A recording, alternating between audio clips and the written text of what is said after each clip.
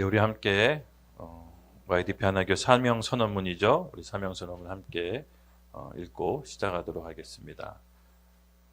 YDP 사명 선언문 시작. 우리는 예수 그리스도를 구원자와 내 삶의 주인으로 고백한 언약 공동체로서 내가 속해 있는 곳 어디든 빛과 소금의 역할을 기쁨으로 감당하며 복음을 전 세계 열방에 증거하는 예수님의 몸된 교회이다. 아멘. 네. 우리 YDP 하나교회 우리의 다짐이 있습니다. 우리 신앙 고백이죠. 6가지 함께 외치도록 하겠습니다. YDP 우리의 고백. 하나, 우리는 하나님이 이 세상을 창조하셨음을 믿는다. 둘, 우리는 하나님이 이 세상을 지금도 다스린다고 믿는다. 셋, 우리는 하나님이 이 세상의 절대 기준임을 믿는다. 넷, 우리는 하나님이 선하시다고 믿는다. 다섯, 우리는 내세에 천국과 지옥이 있다고 믿는다. 여섯, 우리는 예수님이 심판주로 이 땅에 재림하심을 믿는다. 아멘. 이렇게 사명 선언문과 함께 우리의 신앙 고백을 함께 선포했습니다. 오늘 함께 나눌 메시지는요, 우리 사도행전 48번째 시간입니다. 우리 본문 말씀을 먼저 교독하면서 번갈아 가면서 읽도록 하겠습니다. 제가 먼저 읽겠습니다. 베드로가 대문을 두드린 대로 로데라고 하는 여자아이가 영접하러 나왔다가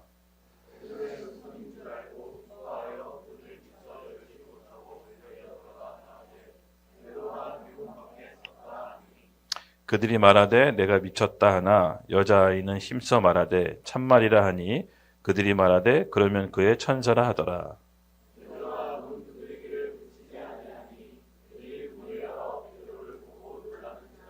다 같이 읽겠습니다. 베드로가 그들에게 손짓하게 조용하게 하고 주께서 자기를 이끌어 옥에서 나오게 하던 일을 말하고 또 야고보와 형제들에게 이 말을 전하라 하고 떠나 다른 곳으로 가니라. 아멘. 네, 오늘 주제는요, 함께 나눌 주제는 출소한 베드로의 당황이라는 다소 좀 당황스러운 주제로 말씀을 나누려고 합니다. 부제로는 문 앞에서 멈춘 교회의 믿음입니다.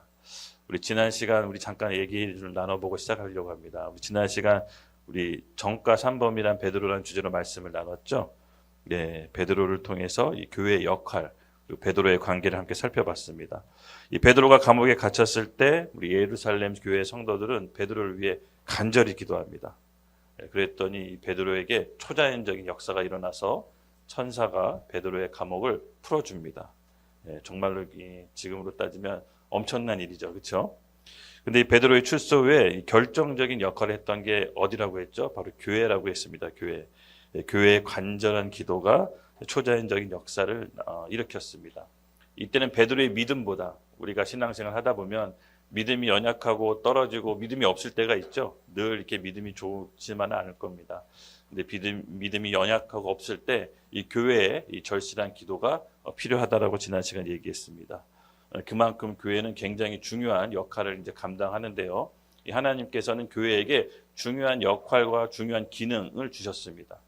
이 에베소서 1장 제가 강조해서 얘기하지만 이 1장에는 이 세상의 구조가 있습니다. 예수 그리스도를 머리로 한 몸된 교회 발 아래 만물이 있는 구조입니다.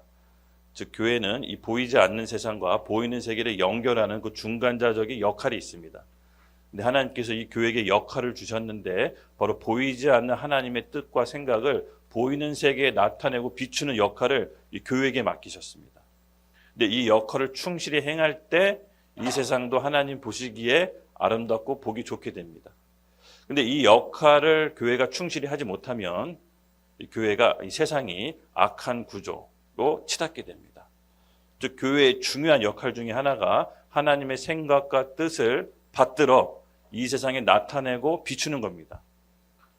하나님의 생각과 뜻은 어디에 있죠? 우리에게 이 특별 계시라는 성경 말씀을 통해 주셨습니다. 그래서 이 세상의 선, 악, 옳고 그름은 이 말씀에 나와 있습니다. 그래서 이 교회가 하나님의 마음과 뜻을 받든다라고 했을 때 중요한 하나의 기준점은 뭐냐? 바로 이 말씀입니다. 이 말씀을 통해서 이 세상에 뭐가 옳고 그른지를 세상 가운데 기준을 제시해 주는 게 바로 이 교회의 역할입니다. 이 교회의 역할을 교회가 충실하게 행하지 않으면 하나님께도 버림받고 세상에게도 짓밟힙니다. 이게 어쩔 수 없는 교회의 중간자적인 역할입니다. 근데 반대로 이 일을 충실히 해내면 이 세상은 하나님 보시기에 아름답게 변합니다. 그래서 어떻게 보면요, 이 보이는 세계와 보이지 않는 세계 중간에서 역할을 하는 이 교회는 두 세계를 사는 존재입니다. 하나님께서 그 역할을 교회에게 감당하셨습니다. 여러분 이거 놀랍지 않으십니까? 네, 그래서 우리는 영적인 존재로 태어났는데 우리를 통해서 세상과 하나님을 연결시킬 수 있는 그 연결고리를 교회에게 주신 겁니다. 이것이 이제 중요한 교회의 역할이고요. 또 하나 하나님이 교회에게 주신 정말 중요한 기능이 있습니다. 기능. 위로부터는 하나님의 마음과 뜻을 받들어 이 세상에 비추는 역할이 있지만 또 우리는 이 땅에서의 기도를 통해서 하늘에 보이지 않는 영역 가운데 임팩트를 줘서 우리의 사는 삶을 변화시킬 수 있는 교회의 중요한 기능이 있습니다. 그것을 마태는 천국 열쇠라고 표현했고 그것은 교회에게 부여하신 권세, 즉 합심 기도입니다. 그래서 이 교회에게 부여한 역할과 기능을 여러분 명확하게 아셔야 됩니다. 이 교회를 함께 우리가 함께 이 영적인 공동체가 함께 있다는 것은 여러분 경이로운 겁니다. 하나님은 우리에게 주신 역할이 있고 우리에게 주신 권세, 기능이 있습니다. 그래서 교회에 다녔을 때 여러분 이 기능을 사용하십시오. 이 천국 열쇠라고 했습니다. 즉 이 땅에서 하는 결정이 하늘에 영향을 주는 겁니다. 그래서 이 결정이 하늘에 영향을 줘서 우리가 사는 이 처한 현실을 바꿀 수 있는 권세를 교회에게 주신 겁니다. 예. 그래서 여러분 우리가 교회적으로 합심해서 하는 기도가 그냥 시시한 게 아닙니다. 이 세상의 판도를 움직일 수 있는 권세를 교회에게 주셨습니다. 그래서 이 교회는 이 영적인 싸움을 싸울 수 있도록 하나님께 공식적으로 라이센스를 부여받은 곳이라고 했습니다. 그래서 교회만이 영적인 싸움을 할 수가 있는 겁니다. 이 보이지 않는 세계에 악한 영과 이 권세자들이 있는데 그들과 싸울 수 있는 유일한 곳이 어디냐? 바로 교회에게 있는 것입니다. 그래서 교회가 기도할 때, 교회가 이 영적 권세를 사용할 때 이 세상의 악한 영들이 무력화되고 하나님의 나라가 이 땅 가운데 실현할 수 있는 그 통로가 어디냐? 바로 교회에게 있는 것입니다. 그래서 교회에게 이 영적인 열쇠, 천국 열쇠를 저와 오늘 하나님께서 우리에게 주신 겁니다. 예. 여러분 우리 매달 기도 제목을 교회적으로 함께 기도하죠. 예. 오늘 이 말씀 나누는 것도 굉장히 중요한 말씀이 될 텐데 개인적으로 묶여 있거나 아직 해결되지 않는 것들이 있다면 우리 중보기도 부장을 통해서 나눠 주십시오. 함께 합심해서 하는 기도는 역사하는 힘이 큽니다. 예.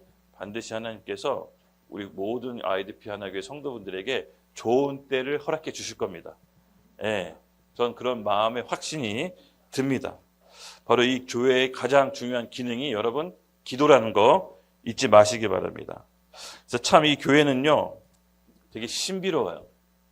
우리는 이 교회를 자연스럽게 다니지만 원래 하나님께서 교회를 디자인한 목적을 하나하나 배우게 되다 보면 정말 신비롭고 와 하나님의 전부가 이 교회에 담겨져 있다는 것을 여러분 아시게 됩니다. 여러분 예수님이 재림하실 때 누구와 만나시죠? 이 땅의 교회, 본인의 신부인 교회랑 만나는 겁니다. 그래서 이 마지막 때는 모든 민족과 국가와 열방이 교회, 그리스도의 몸된 교회 하나로 통합이 됩니다. 예. 이 마지막 때 그려지는 그림이 여러분 너무 기다리지 않으십니까? 예. 마지막 때 민족 개념과 국가 개념이 없습니다. 그리스도의 몸인 교회로 통합되는 그 우주적인 교회가 이루어지는 것입니다. 그래서 이 우주적인 교회는요 그리스도 재림 때 이루어집니다. 그래서 우리가 그날을 사모해야 됩니다. 할렐루야. 네, 맞습니다. 그래서 지난 시간 우리 예루살렘의 간절한 기도로 베드로가 출소했습니다. 네, 여러분 아시다시피 베드로가 출소했는데 오늘 본문을 살펴보면 어떻습니까? 막 눈물을 흘리며 부둥켜 안고 기뻐하나요? 아이러니한 상황이 펼쳐집니다. 분명 예루살렘 교회는 베드로의 출소를 위해 간절히 기도했는데 막상 베드로가 교회에 나타났을 때 베드로를 당황케 합니다. 부둥켜 하고 울며 기뻐하는 것이 아니라 베드로 맞아? 그러면서 천사 아니야? 라고 본인이 받은 기도 응답에 대해서 교회는 의심합니다. 오늘 이 영적인 어떻게 의미를 좀 함께 살펴보려고 합니다. 믿음에 관한 이야기가 오늘 본문 말씀의 핵심입니다.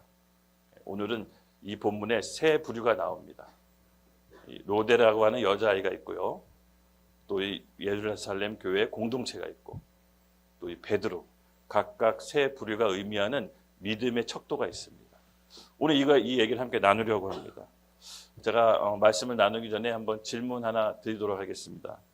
여러분, 하나님 하면 어떤 단어가 떠오릅니까? 하나님 하면 떠오르는 단어 뭐가 있을까요? 네, 사랑도 있겠고요. 맞습니다.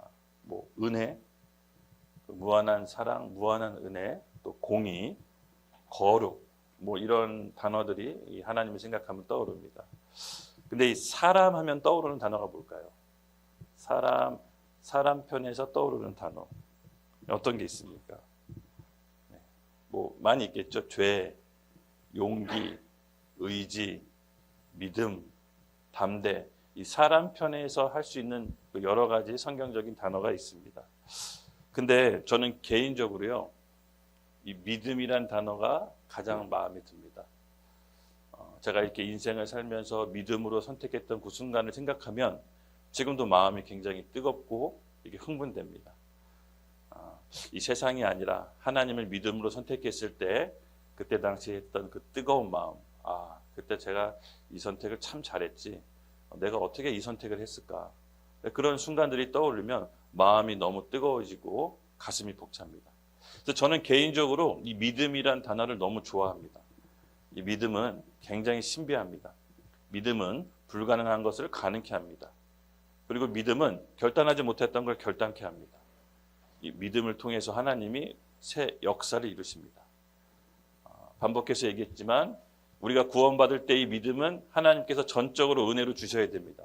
이 하나님을 믿는다는 그 믿음의 영역도 굉장히 신비한 영역인데 그것도 우리가 믿고 싶다고 해서 믿을 수 있는 건 아닙니다. 그럼 하나님의 은혜를 베풀어 주셔야 이 세상 가운데 하나님을 믿을 수 있습니다. 그런데 그렇게 믿음으로 믿은 다음 믿음으로 승리하는 삶은 하나님이 전적으로 우리의 선택에게 맡기셨습니다. 예수 믿는다고 해서 다 삶의 질, 믿음으로 승리하는 삶이 다 다릅니다. 그렇죠? 그 말은 뭐냐? 믿고 난 다음의 삶은 우리의 선택에게 달려있다는 겁니다. 그래서 이 믿음의 신비의 영역은 알면 알수록 굉장한 미지의 세계입니다. 아직도 이 신학에서 믿음은 미개척 분야입니다. 아직 밝혀지지 않은 게 굉장히 많습니다. 다만 우리가 믿음의 선진들, 믿음의 조상들을 통해서 얼핏 살펴보는 것은 믿음은 불가능한 것을 가능케 합니다. 예수님께서 겨자씨만한 믿음만 있다면 산을 바다에 옮길 수 있다라고 합니다. 그것은 그냥 비유가 아닙니다. 그냥 듣기 좋으라고 한 소리가 아니라 실제로 그러한 일이 일어날 수 있다라고 합니다. 그리고 믿음의 선진들을 통해서 그러한 일은 성경을 통해서 우리에게 증거합니다. 여러분, 이 성경이 아직도 신화처럼 믿어지신가요? 아닙니다. 여러분, 성경은 실제로 역사하는 하나님의 능력입니다. 오늘 우리 가운데 성경 말씀을 통해서 믿음을 부리라고 오늘 우리에게 주신 것을 저는 믿습니다. 아멘. 맞습니다. 여러분, 이 믿음을 통해서 하나님은 우리를 승리의 삶으로 이끄실 겁니다. 참 믿음이 그런 것 같아요. 제가 이제 예수님 믿기 전에 군대에 있을 때 군대 고참들이 저를 두고 이렇게 평가했던 적이 있어요. 제가 그걸 듣고 말았어. 와, 성환이 쟤 어떡하냐. 쟤 장점이 없다. 어떻게 쓸 수가 없다. 쟤 쓸 수가 없다. 장점이 없다. 그래서 저를 보직을 뭘 맡겼냐면 보초 쓰는 걸 맡겼어요. 위병소에 그냥 거기 서 있어라. 거기 서 있으면 된다. 근데 그 서 있으면서 이제 외부의 사람들이 오는지 안 오는지 이제 검문하는 건데 그것도 제가 제대로 잘 못했어요. 도대체 뭘 맡겨야 될지 막 고참들이 막 고민을 했었어요. 그 회의한 기억이 나요. 근데 제가 그 고참들을 만족시킬 수는 없었지만 한 가지 내가 잘하는 거 있었는데 쉬지 않고 정문을 지켜 서 있는 건 제가 잘할 수 있었어요. 그건 할 수가 있겠더라고요. 근데 제가 예수님 믿고 생각해 보니까 제가 제 능력으로 이 세상 사람들을 쫓아갈 수가 없겠더라고요.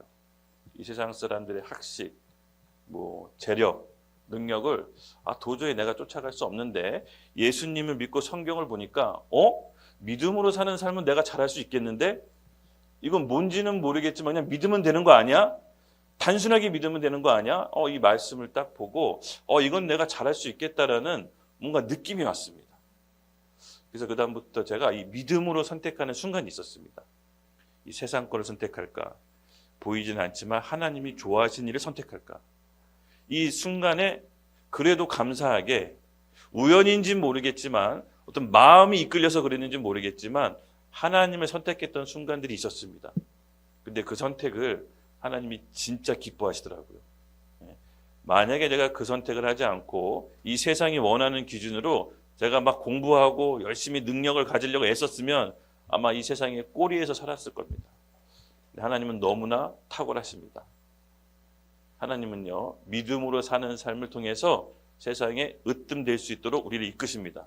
여러분 믿으십시오. 예, 이 믿음은요 정말 신비한 영역입니다. 그래서 저는 예수 믿은 게 어떻게 보면 제 인생의 역전입니다.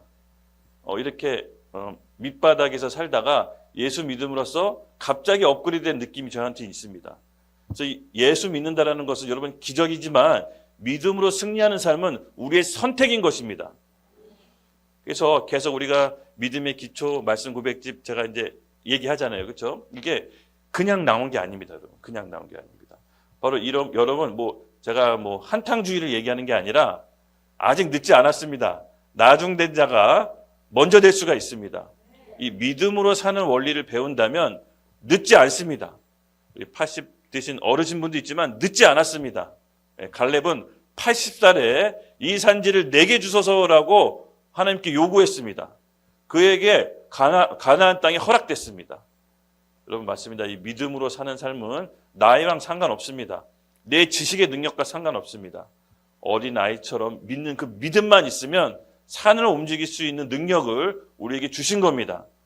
저는 이거만큼 하나님의 성품이 감사한 게 없습니다. 저는 믿음이란 단어가 정말 너무 좋습니다. 예, 이거 한탕주의가 아니라 여러분 이 믿음의 원리가 그렇습니다. 하나님의 성품입니다. 하나님의 사랑입니다. 그래서 우리가 믿음을 통해서 하나님의 사랑을 느끼기를 예수님의 이름 축복합니다.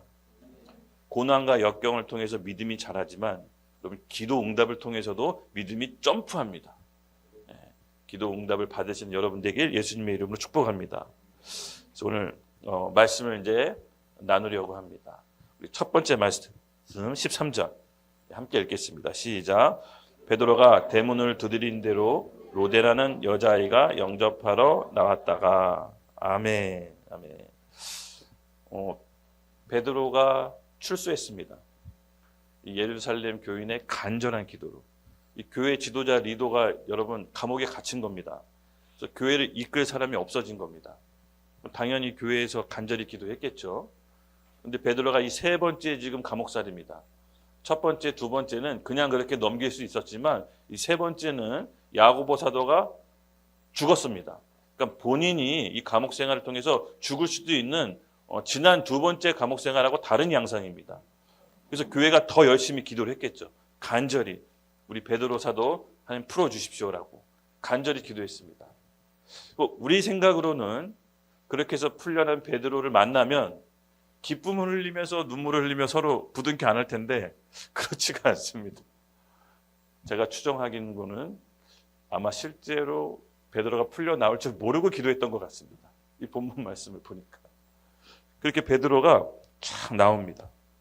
근데 여기서 베드로를 맞이한 자매가 있습니다. 누구죠? 어린아이 로데라고 합니다. 성경 전체를 통해서 이 로데라는 인물은 요 딱 한 구절 한 번 나옵니다. 근데 오늘 본문에서 대단히 중요한 역할을 합니다. 그는 어린아이라고 묘사합니다. 베드로가 출소했을 때 교회 공동체는 베드로가 왔다는 걸 알아보지 못했지만 이 어린아이 로데는 베드로 삼촌 이렇게 했겠죠. 베드로 삼촌 목소리인데 하고 감을 잡은 겁니다. 그래서 너무 기뻤다라고 표현합니다. 이 14절 함께 읽겠습니다. 시작. 베드로의 음성인 줄 알고 기뻐하며 문을 미처 열지 못하고 달려들어가 말하되 베드로가 대문 밖에 섰다 하니 아멘. 맞습니다, 여러분. 정말 아이러니한 상황인데 예루살렘 기도의 간절한 기도로 베드로가 초자연적으로 석방돼서 나왔는데 그것을 맞아들이는 예루살렘 교회 성도들도 초자연적입니다. 무덤덤합니다. 뭐야? 그리고 심지어 로데한테 미친 여자라고 합니다. 너 미친 거 아니야? 간절히 기도한 사람 치고는 전혀 이상한 반응이 나옵니다. 예, 베드로는 아마 당황했겠죠. 굉장히 웃지 못할 해프닝이 벌어지는 건데 아마 감옥에서 빠져나왔을 때 실제로 교인들은 베드로가 나올까라고 생각을 못하고 기도한 걸 수도 있습니다. 정말 엄청난 일이 벌어진 거죠. 그래서 여러분, 우리가 이 정말로 재미있는 사실은 뭐냐면요, 우리의 불완전한 기도도요, 공동체의 기도는 하나님께서 들으십니다. 예, 예. 그래서 이게 공동체의 기도가 굉장히 중요하다는 겁니다. 예, 제가 그 사실을 함께 나눠보려고 합니다.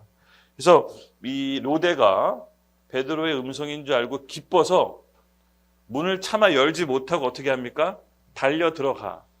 아마 이때 당시 그 공동체가 집이 좀 이렇게 길었을 겁니다. 중동의 집에 가보면 대문이 있고 중앙에 정원이 있고 안에 집이 있습니다.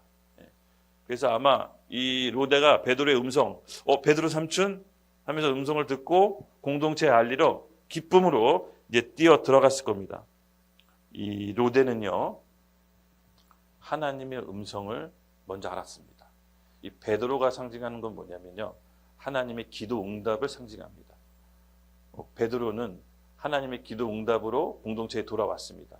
근데 그것을 가장 먼저 알아차린 이 로데, 여자아이. 저는 이 부분이 너무 감사했습니다.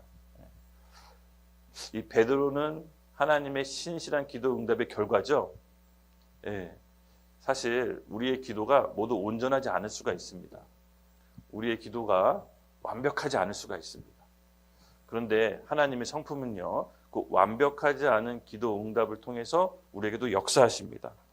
저는 이 부분이 굉장히 은혜가 됐습니다. 로데는 이 기쁜 소식을 그냥 너무 순진하죠. 일단 베드로 삼촌이 돌아왔으니까, 함께 신앙생활 했던 분이 돌아왔으니까 너무 기뻐서 이제 달려 들어갔습니다. 그때 이 로데라는 여자아이를 여러분 잘 보십시오. 먼저 알아차린 이유가 있습니다. 저는 아마 이 예루살렘 공동체가 영적으로는 어둡고 깊은 터널에 있을 거라고 봅니다. 추측해 봅니다. 베드로가 나타났을 때 한꺼번에 다 알아차린 것이 아니었습니다. 로데가 먼저 알아차려서 달려 들어가 베드로가 문 밖에 섰다라고 얘기합니다. 예루살렘 교회는요, 영적인 둔감, 영적인 어두움이 있다라는 상징적인 의미를 우리에게 보여줍니다. 이런 로데에 대해서 공동체가 보인 반응이 여러분 좀 너무하다 싶을 정도로 싸늘합니다. 베드로를 위해 기도한 공동체가 맞아? 우리 15절 함께 읽어보겠습니다. 시작. 그들이 말하되 내가 미쳤다 하나 여자아이는 힘써 말하되 참말이라 하니 그들이 말하되 그러면 그의 천사라 하더라. 아멘, 아멘. 참 흥미롭습니다. 그렇죠? 베드로의 석방을 누구보다도 간절히 기대했던 예루살렘 교회인데 베드로가 마치 나타나니까 그가 나타난 것에 대해서 의아해합니다. 근데 이 로데는 참 대단한 여자였습니다. 본인이 베드로 사도를 봤다고 했지만 공동체는 너 미쳤어. 좀 너무 심한 말을 합니다. 너 미친 거 아니야? 근데 베드로에 대해서 이 로데는 뭐라고 얘기합니까? 결코 굽히지 않습니다. 참말입니다. 라고 본인이 갖고 있는 확신에 대해서 공동체에 대해서 얘기합니다. 정말 이 예루살렘 교회가 좀 모순적인 모습을 보이는데 제가 이 대목을 보면서 약간 좀 섬찟함을 느꼈습니다. 여러분, 예루살렘 교회는 베드로를 위해 간절히 기도했습니다. 그렇죠? 근데 베드로가 나왔을 때 베드로를 알아차리지 못하고 오히려 베드로를 봤다라고 한 로데에게 미쳤다라고 얘기하고 내가 베드로를 봤다 참말이다라고 했을 때 너 천사 본 거다라고 정말 의외에 당황하는 발언을 합니다. 저는 이것을 보면서 요한계시록의 4대 교회의 모습이 좀 떠올랐습니다. 이 요한계시록의 7교회의 모습이 나오죠. 예수님이 재림하실 때 7교회에게 평가를 내립니다. 근데 4대 교회는요, 유일하게 칭찬을 못 받아요. 그러니까 그 요한계시록에 나오는 7교회 예수님께서 칭찬도 하고 책망도 해요. 근데 4대 교회는 칭찬이 없고 책망만 받아요. 책망 받는 이유가 뭐였냐면은 실제로는 주여 주여 외치지만 이 영적인 어둠 가운데 있다라는 것입니다. 눈에 보이는 종교생활, 기도의 모습이 있었지만 실제로는 이 마음에 주님에 대한 마음이 없었던 겁니다. 제가 이 요한계시록을 우리 함께 읽고 설명해 드리도록 하겠습니다. 이 요한계시록 3장 1절부터 3절 말씀 함께 읽겠습니다. 시작. 사대교회의 사자에게 편지하라. 하나님의 7 영과 7 뼈를 가지신 이가 이르시되 내가 내 행위를 아노니 내가 살았다는 이름을 가졌으나 죽은 자로다. 너는 일깨어 그 남은 바 죽게 된 것을 굳건하게 하라. 내 하나님 앞에 내 행위가 온전한 것을 찾지 못하였으니 그러므로 내가 어떻게 받았으며 어떻게 들었는지 생각하고 지켜 회개하라. 만일 일깨지 아니하면 내가 도둑같이 이르리니 어느 때 내가 이를지는 내가 알지 못하리로다. 아멘. 맞습니다. 이 예수님께서 주님께서 재림하실 때 사대 교회에게 했던 평가입니다. 살아 있으나 실상은 죽은 모습과 같다. 마치 예루살렘 교회처럼 베드로의 출소를 위해서 간절히 기도하고 열심히 기도했지만 막상 베드로가 나타났을 때는 그것을 받아들이지 못합니다. 영적인 어둠과 둔감 가운데 있습니다. 여러분, 우리도 신앙생활하면서 이런 상태가 빠질 수 있습니다. 눈에 보이는 종교 행위, 기도, 여러 가지 신앙생활 할 수 있지만 실제로는 주님을 알아보지 못하는 영적인 둔감 가운데 빠져 있을 수가 있습니다. 오늘 베드로가 출소해서 예루살렘 교회에 나타났을 때 이 예루살렘 교회의 영적인 민낯이 드러나게 됩니다. 오히려 우리가 생각했을 때 영적으로 아주 작게 보이는 여자아이는 베드로의 음성을 알아들었고 공동체는 베드로의 음성을 알아듣지 못합니다. 이것이 바로 영적인 둔감 상태입니다.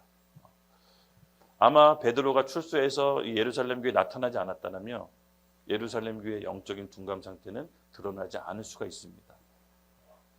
우리가 생각했을 때 여러분 직분이 높고 신앙생활 오래 하면 영적으로도 되게 성숙할 거라고 생각하시죠? 그렇지 않습니다. 말씀은 그렇게 얘기하고 있지 않습니다. 우리 마태복음 예수님의 말씀 한번 함께 읽겠습니다. 시작. 그때 제자들이 예수께 나와 이르되 천국에서는 누가 큰 자이니까? 예수께서 한 어린아이를 불러 그들 가운데서 세우시고 이르시되 진실로 너에게 이르노니 너희가 돌이켜 어린아이들과 같이 되지 아니하면 결단코 천국에 들어갈 수 없느니라. 아멘, 아멘. 맞습니다, 여러분. 예수님께서는 이렇게 얘기합니다. 어린아이와 같지 않으면 결단코 천국에 들어갈 수 없다. 이 어린아이가 상징하는 것이 무엇입니까? 하나님의 말씀을 순전하게 있는 그대로 받아들이고 믿는 것입니다. 이 노대가 상징하는 믿음은요, 순전하고 순수한 믿음이었습니다. 그의 믿음은 화려하진 않지만 내적인 것이었고 순수한 것이었습니다. 하나님은 그 로대의 믿음을 받으십니다. 반면 예루살렘의 믿음은요, 예루살렘 교회의 믿음은 종교적 행위와 열심과 화려함이 있었지만 그것은 외적인 것이었습니다. 그들의 마음의 본심이 이 베드로의 출소를 통해서 드러난 것입니다. 사실은 이 베드로는요, 하나님께서 이 예루살렘 교회의 영적인 상태를 깨워주기로 온 겁니다. 그래서 이 상태를 보면서 우리가 오늘 우리 신앙생활에 대해서도 척도를 잘 살펴봐야 됩니다. 로대의 마음은요, 바로 하나님의 마음과도 같았습니다. 예루살렘 교회가 깨어나기를 바랬던 것입니다. 그는 확신의 참말로 아니다, 내가 본 베드로가 참말이다, 베드로가 맞다라고 그들의 말을 다시 한번 일축합니다. 여러분들이 들었던 복음과 이 생명의 말씀이 확신 가운데 세상에 증거할 수 있어야 됩니다. 세상은 예수 그리스도의 복음을 계속해서 미련하다라고 얘기할 것입니다. 과학의 시대에 도대체 그런 말이 어딨냐? 보이지 않는 세계, 보이는 세계 도대체 그런 게 어디 있느냐? 악한 영이 어디 있느냐고 얘기합니다. 그런데 영적인 실제는 엄연히 실존하고 존재합니다. 로대는 하나님 말씀을 어린아이처럼 그냥 있는 그대로 믿는 자매였습니다. 그리고 본인의 확신의 찬 가운데 다시 한번 예루살렘 교회를 깨우게 됩니다. 여러분, 우리가 이렇게 깨우는 영적인 각성을 일으키는 한국교회 로데가 되기를 예수님의 이름으로 축복합니다. 예, 저는 우리 중에 이 로데가 있다고 봅니다. 비록 성경 전체에 대해서 단 한 구절만 나왔던 어린아이였지만 이 어린아이가 예루살렘 교회를 깨우게 됩니다. 내가 본 것이 참말이라. 맞습니다, 여러분. 여러분이 보고 배운 복음에 대해서 확신 가운데 거합시다. 이것이 오늘 우리에게 필요한 줄로 믿습니다. 예. 바로 여러분, 우리에게 주신 예수님의 생명은요, 예수님의 몸값, 피값을 지불하고 우리에게 주신 겁니다. 이거만큼 확실한 우리를 사랑하는 창조주의 증거가 없는 것입니다. 이 증거를 통해서 우리 세상 사람들에게 확신 가운데 얘기합시다. 어두움 가운데 빛으로 하나님 앞에 나아갑시다. 바로 깨어있는 교회가 있는 한 하나님은 이 세상을 계속해서 쓰실 겁니다. 예, 아까도 얘기했지만 이것이 교회의 중요한 역할입니다. 우리가 여기서 말씀을 듣고 예배를 하고 기도하고 있는 이 모든 행위가 하나님께서 우리에게 주신 생명을 다른 사람에게 알리라는 궁극적인 그 목적에 방점을 찍어야 되는 것입니다. 우리만 행복하고 우리만 천국을 누리라고 예수님의 생명을 주신 게 아닙니다. 우리는 이와 같은 사실을 알고 로데처럼 이 세상의 빛으로 나아가기를 예수님의 이름으로 축복합니다. 제가 이제 이 어린아이라고 여러분 무시하면 안 됩니다.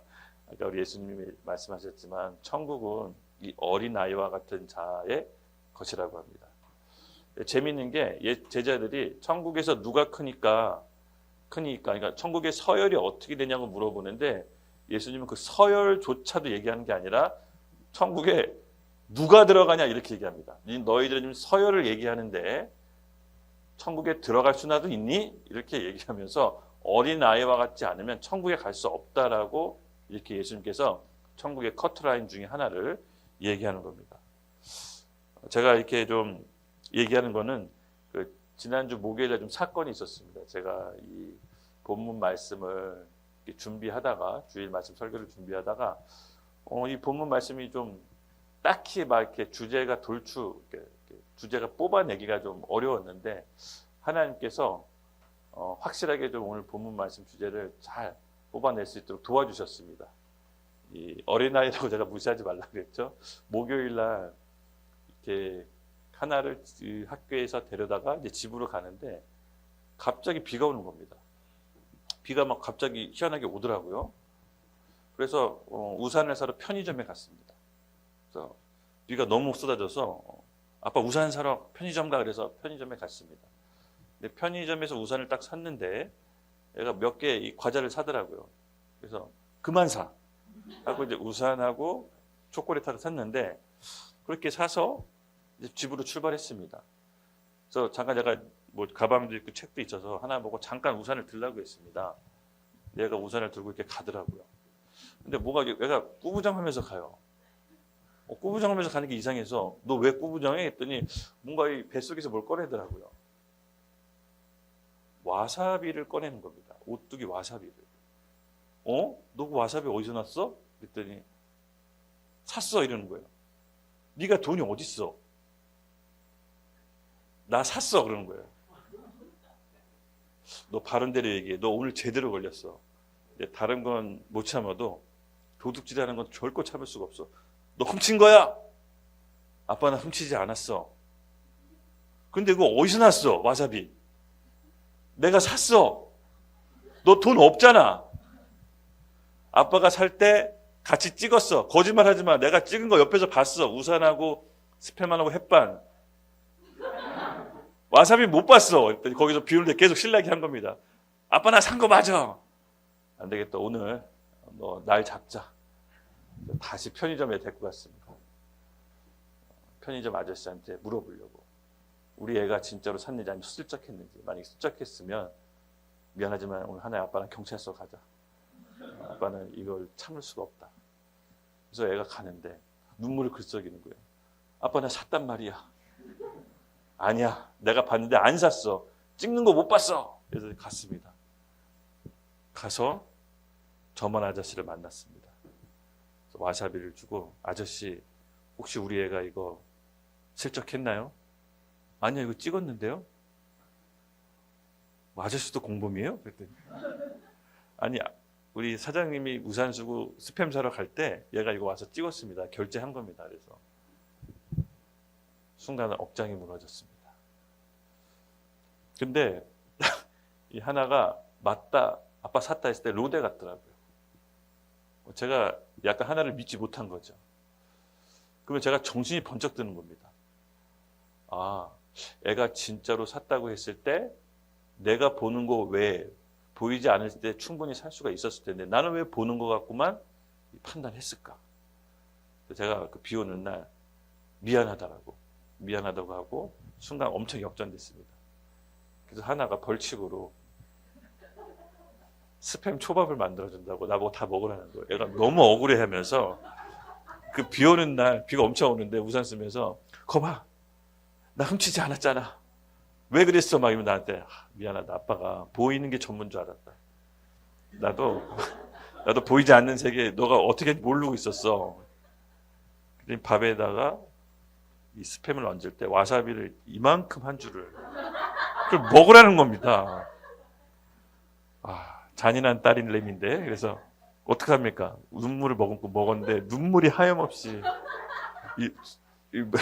입에 핵폭탄을 먹은 것 같아요. 그리고 뭐 이렇게 넘어갔어요.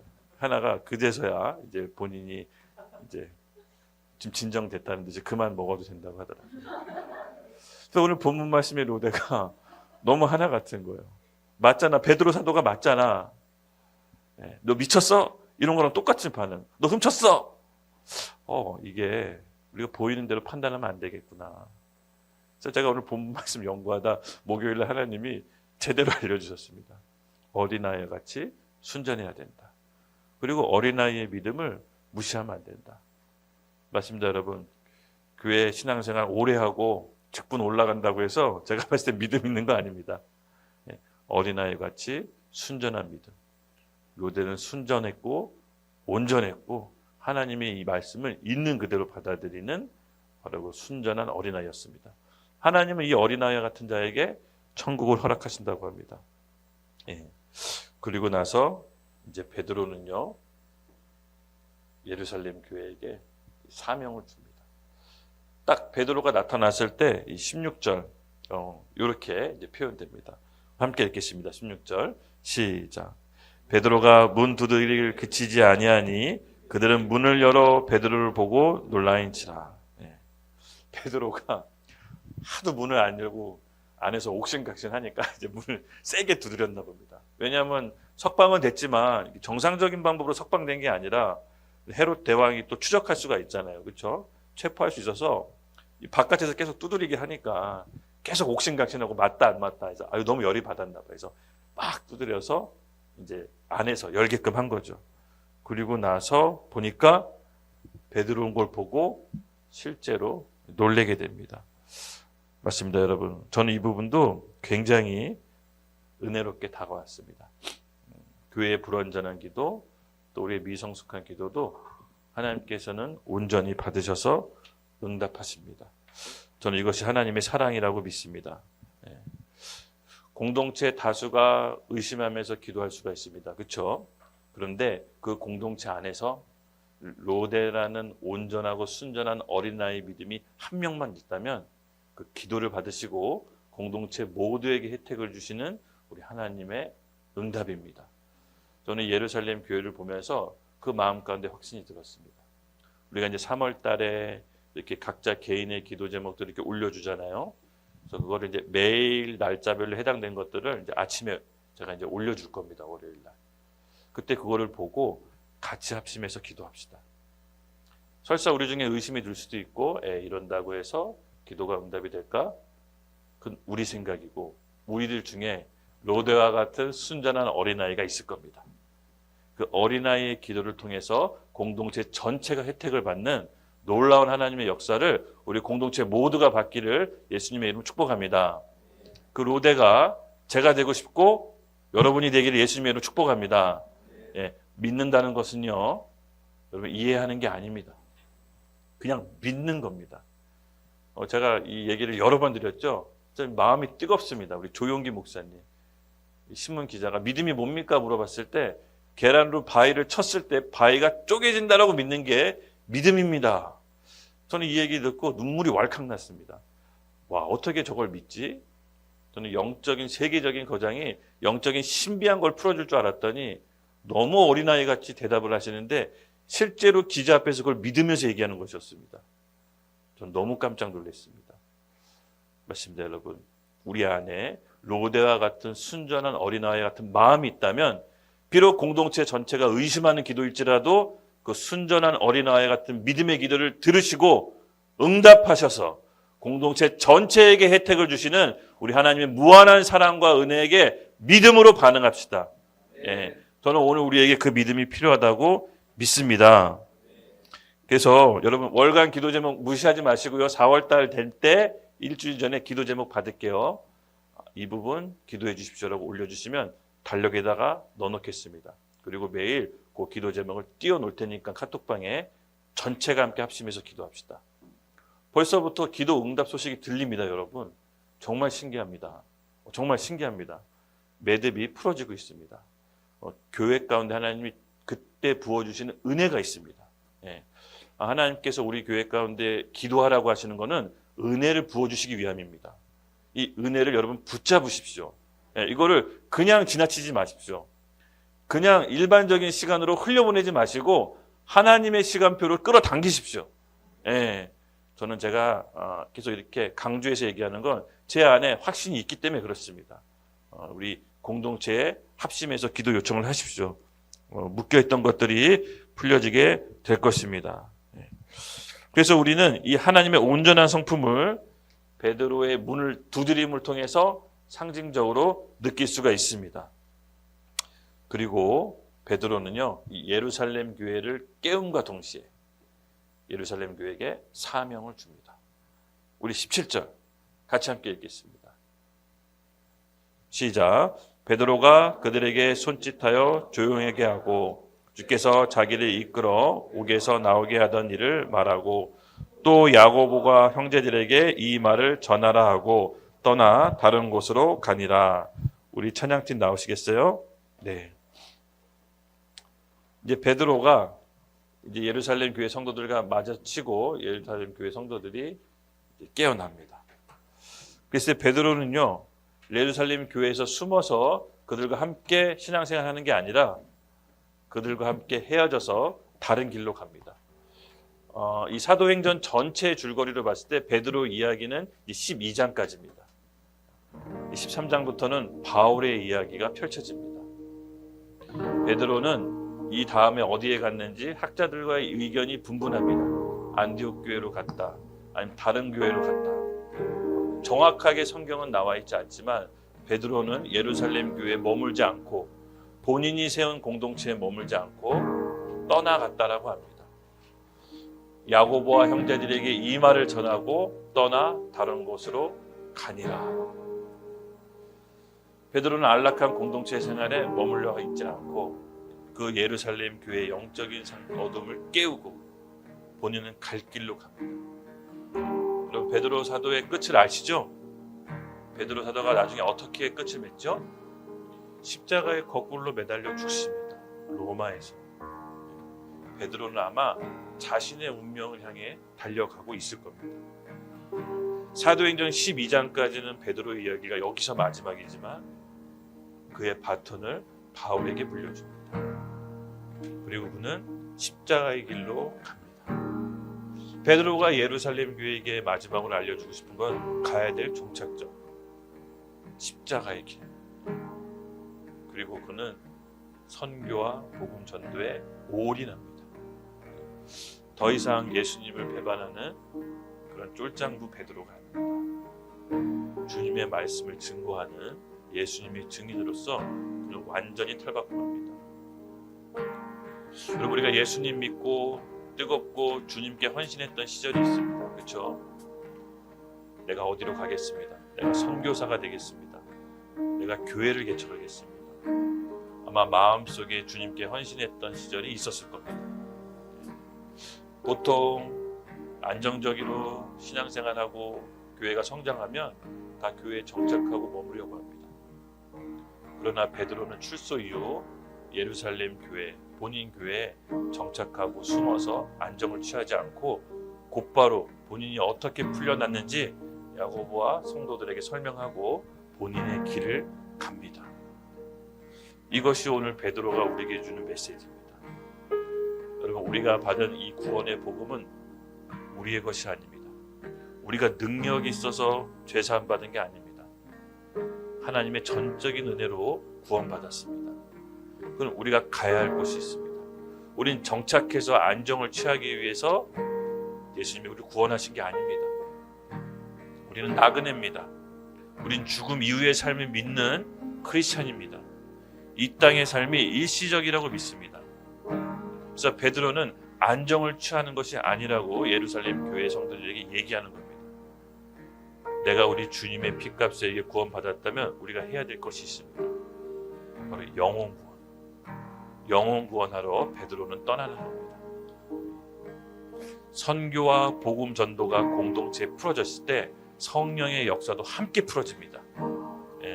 여러분, 이 사도행전의 중요한 메시지가 뭐냐면요, 영혼 구원과 선교와 전도가 풀어졌을 때 그 위에 성령의 역사가 같이 함께 풀어집니다. 우리 오늘 교회적으로 우리 만민에게 복음을 전하는 것을 올 한 해 슬로건으로 잡았습니다. 그렇죠? 여러분, 믿음으로 뛰어넘고 싶습니까? 복음 전도와 영혼 구원하십시오. 전에 없던 하나님의 은사들을 부어주실 겁니다. 아멘. 전에 없던 담대함을 부어주실 겁니다. 아멘. 성령의 역사는요, 영혼 구원이 풀어질 때 일어납니다. 아멘. 우리 교회가 영혼 구원하고 선교하고 복음 전도하면 하나님께서 세상에 감당할 수 없는 무기들을 주실 겁니다. 교회는 해야 될 사명과 역할이 있습니다. 영혼 구원. 우리가 이것을 각자의 삶 속에서 멈추지 말고, 신앙을 예루살렘에 멈추지 말고 나아갑시다. 주님께서 우리 각 사람에게 이전에 없던 성령의 은사를, 성령의 능력을 풀어주실 겁니다. 아멘. 여러분, 이걸 경험하셔야 됩니다. 아멘. 우리 같이 이 베드로 사도처럼 그의 길 따라가는 귀한 성도분 되길 예수님의 이름으로 축복합니다. 아멘. 우리 주님께 내가 과거에 서원했던 거, 내가 과거에 헌신했던 거 지금 떠올리게 하여 주시옵소서. 영적인 안정을 취하는 것이 아니라 주님 따라 달려나갈 수 있도록 주여 우리를 이끌어 주시옵소서. 아멘. 주님, 제가 여기 있습니다. 믿음으로 반응하겠습니다. 주님 따라 달려나가겠습니다. 우리 믿음으로 반응하는 성도들에게 주여 한번 외치고 하나님께 나가겠습니다. 주여. 함께 또 기도하기 원하는 게 있습니다. 아까도 얘기했듯이 우리 오래전에 젊었을 때 드렸던, 하나님께 드렸던 서원, 또 결단이 있었다면 주님 다시 기억나게 하시고 이 교회에서 잘 준비되어 주님께 사명을 이어갈 수 있도록, 그 헌신을 이룰 수 있도록 주님 저를 사용하여 주시옵소서. 아멘. 하나님 아버지께서 원하시는 그 영혼 구원, 마지막 날 단 한 명이라도 살리고자 하는 그 영혼 구원의 마음이 오늘 우리 가운데 부어지게 하여 주시고, 오래전에 했던 서원이 오늘 이 교회에서 성취되게 하여 주시옵소서.